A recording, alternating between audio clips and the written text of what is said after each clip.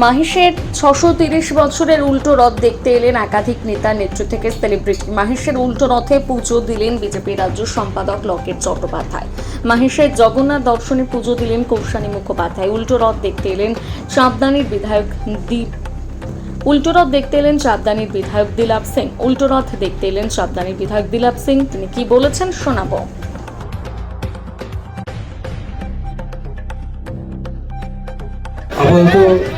অন্নবের গান, তারপরে আবার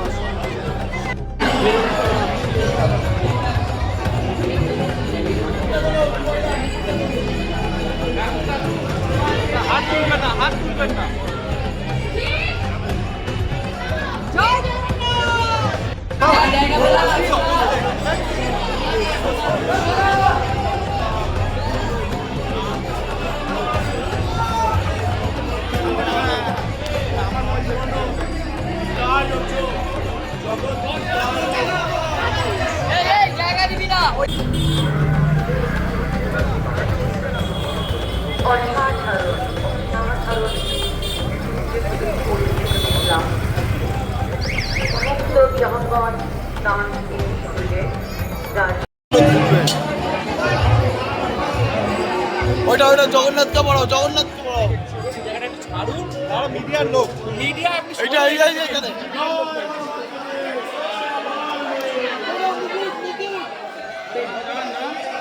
তাহলে আমরা চলে যাচ্ছি। হ্যাঁ ঠিক আছে।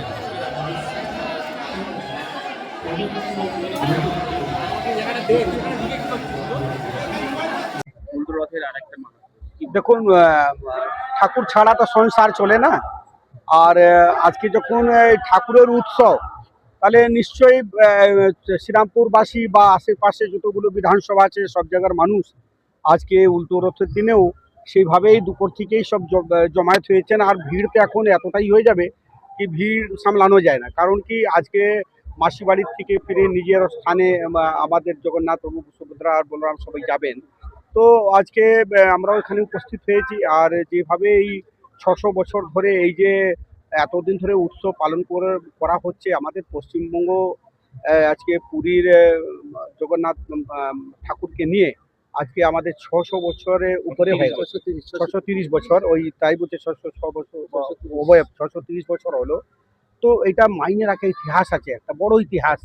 আর এই ইতিহাস এইটাই তো প্রমাণ হয় কি ঈশ্বর আছেন বলে আমরা আছি, না ওই নিঃশ্বাস কেউ নিতে পারবে না। ঈশ্বর ছাড়া তো কেউ নিঃশ্বাস নিতে পারে না।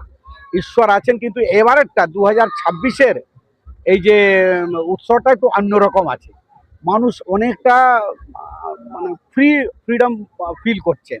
এইটাই হচ্ছে আমাদের সনাতনী ধর্ম গর্ব। দেখা যাচ্ছে দুর্গা পুজো হোক, রথ হোক, আগে টিএমসি সমস্ত সাংসদ বিধায়করা ছিল, এবারে কি সব জায়গায় আউট হয়ে আপনাদের বিজেপি সব কিছুতে গ্রাস পাক পেয়ে যাচ্ছে, সেক্ষেত্রে কি বলবেন? দেখুন, আমি তো একটা কথা বলি কি, একটা যে কোনো ধর্মকে এক জায়গায় কেউ বেঁধে রাখতে পারে না, পরিষ্কার কথা। আর আমরা তো কাউকে বারণ করিনি কে আসবে না, কিন্তু আমরা জানি যে সবাই বলেন কি বিজেপি ধর্ম নিয়ে করে, আরে ভাই আমি হিন্দু আছি, হিন্দু ধর্ম নিয়ে হিন্দু ধর্ম স্থাপনা যদি হয় ক্ষতি কি আছে? যদি আমার এই ভারতটাকে হিন্দু রাষ্ট্র ঘোষিত ক্ষতি কি আছে? যারা এখানে রাষ্ট্রবাদী মুসলিম আছে তাদেরকে তো আমরা স্বাগত জানাই, খারাপ কথা তো নয়। এটা ব্যথাটা কার হয়? যারা দু রকম তুষ্টি করে রাজনীতি করে তাদের ব্যথা হয়, আমাদের তো ব্যথা লাগবে না। আমরা তো চাইছি কি হিন্দু রাষ্ট্র হোক না, খারাপ কি আছে? আমরা এখানে সনাতনী হিন্দুরা সবাই আছেন, আমাদের প্রভু ঠাকুর আছেন, আমাদের জগন্নাথ ভগবান আছেন, ওনার আশীর্বাদে ওনার ইচ্ছায় আজকে আমরা নিঃশ্বাস নিতে পারছি 50 বছর পর। এবার পশ্চিমবঙ্গের ভালো করে নিঃশ্বাস নিতে পেরেছে। এবারটা এই যে রথ, উল্টো রথটাও দেখার মতন আছে। তার কারণ একটাই, আপনি দেখুন, আমি যেদিন আমাদের রথ বেরিয়েছিল সেদিন আমি ঢুকতে পারলাম না। 5খানা প্রায় রথ জায়গা আমি জগন্নাথ ঠাকুরের দড়ি দিয়ে আমি যেটুকু টানতে পারলাম আমার সৌভাগ্য। তাহলে আমি এইটাই দেখেছি কি মানুষ, লাখ লাখ মানুষ রাস্তায় বেরিয়ে পড়েছে, কোনো ভয় নেই, মানুষের ভয়টা কেটে গেল। এই যে ভরসা একটা মানুষের প্রতি এসছে না, তার জন্য পশ্চিমবঙ্গের এবার ইতিহাসটা আলাদা, পুরো পিকচারটাই আলাদা আছে। पुराना इतिहास ये हजारों बरस तक चलता रहेगा, जन्म जन्मांतर तक चलता रहेगा। बिना ईश्वर का एक सेकंड कोई सांस नहीं ले सकता। हम लोग का उम्र नहीं होता, हम लोग का क्या होता है कि वो दिन माने टाइम होता है, इतना दिन है, उम्र का कुछ बयस नहीं होता, वो सेकंड गिनती होता है। तो ये सब करने वाला तो ईश्वर ही है ना।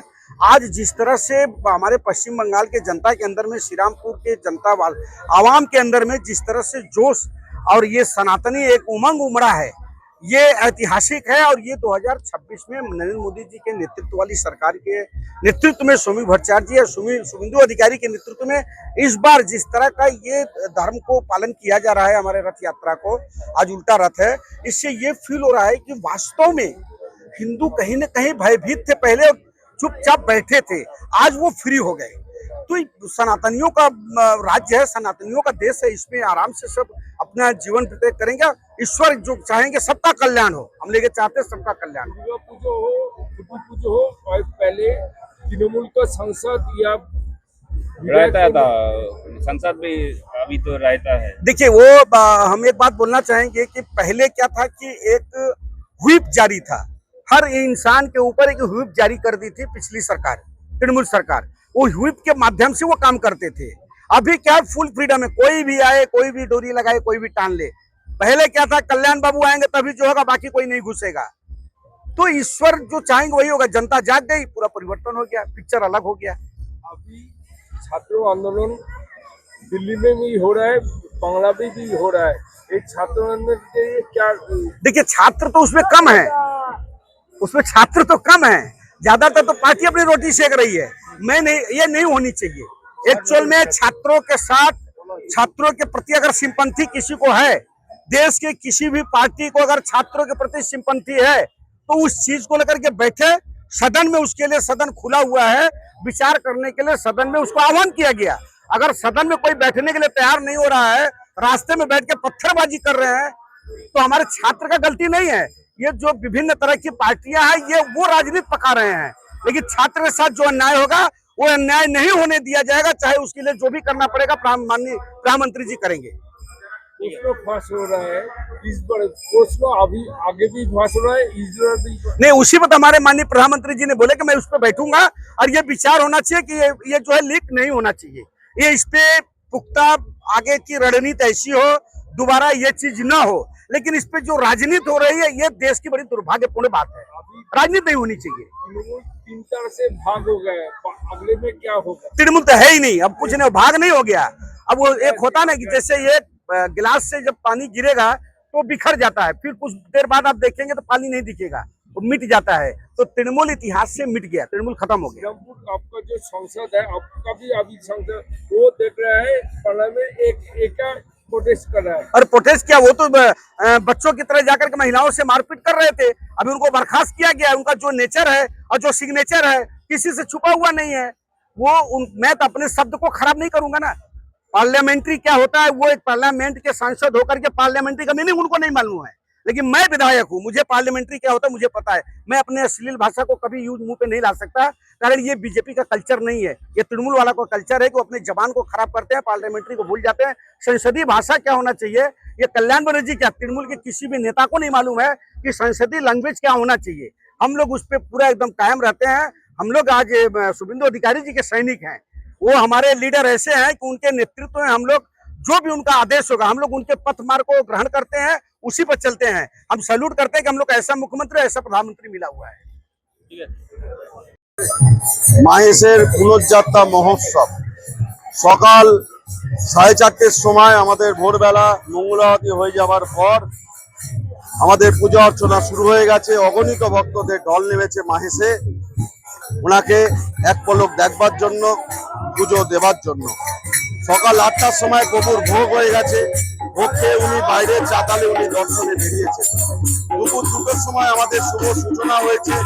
প্রথমে উঠেছে আমাদের নারায়ণ শিলা, তারপরে উঠেছে আমাদের মা সুভদ্রা, তারপরে উঠেছে আমাদের বলভদ্রদেব এবং তারপরে জগন্নাথ দেবকে আমরা সেই চিরাচরিত প্রথা অনুযায়ী লেপ কম্বল মুড়ি দিয়ে আমরা রথের ওপরে আরোহণ করাই।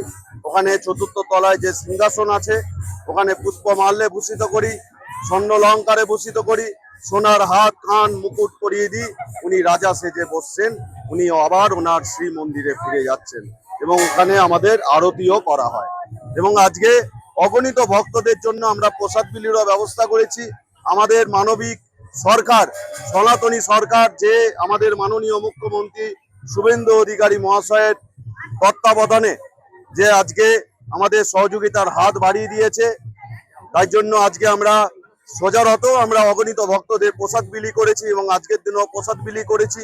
এবং আজকে আমাদের কালচারাল প্রোগ্রামও হয়েছে, যেমন সোজারতেও হয়েছে। বিভিন্ন নৃত্য গোষ্ঠীরা এসেছে, নৃত্য অনুষ্ঠান করেছেন বাচ্চারা, এবং বাউল গান হয়েছে, ভক্তিমূলক সঙ্গীত পরিবেশন হয়েছে। সকলে মিলে আসছেন ভক্তরা এবং আজকের দিনে প্রভুকে এই যে এতদিন 9 দিন ব্যাপী যে প্রভু জগন্নাথ মন্দির ছেড়ে যে মাসির বাড়ি মন্দিরে ছিলেন, এই মাসির বাড়ি মন্দির হচ্ছে জগন্নাথ দেবের জন্মবেদী। এই জন্মবেদী থেকে আজকে আমরা আবার ওনার কর্মবেদীতে নিয়ে গিয়ে অধিষ্ঠান করাবো।